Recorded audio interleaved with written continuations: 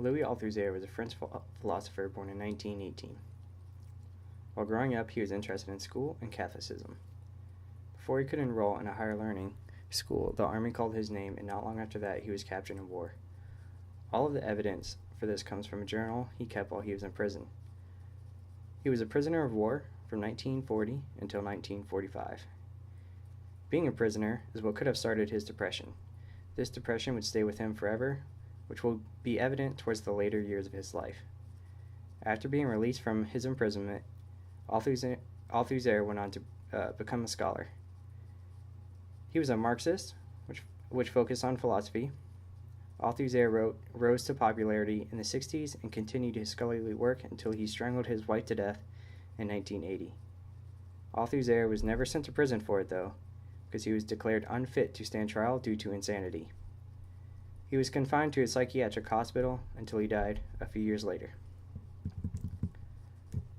One of Althusser's most popular work was the essay, Ideology and Ideological State Apparatuses, Notes Toward Investigation, in 1970, his most influential contribution to cultural studies. To understand this essay, you have to know what ideology is. Ideology is basically a system of thought that binds groups of people together. Ideology justifies their beliefs and practices. Ideology is a tool that is used to control the working class. Althusser says that ideology has a material existence. So people have an ideology or a worldview. They will always act in a way that support this and this action in the material world. For example, people go to church or go to sporting events. All of these actions are through material practices. Next, interpolation is important to understand. Interpolation is a term coined by Althusser, which means the process by which ideology addresses the individual. A famous example of interpolation is when a cop yells, "Hey, you there?" And when an individual turns around to look and answer their cop's request, you become a subject to the ideology. Althusser also states that before you were born, you were already a subject of ideology. Just by having an identity, which is given to you before birth, is interpolation.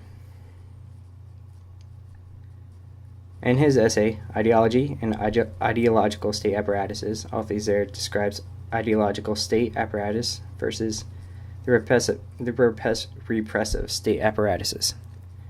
Repressive state apparatuses are systems like the military or the police that use force to give power. Ideological state apparatuses are the opposite, systems that use ideology to give power.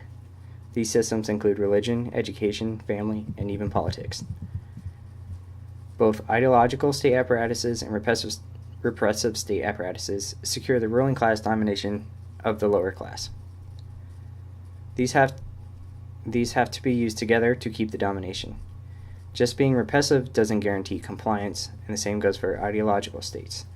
There is always a little of both. Consent and force always coexist. They're not always equal, though.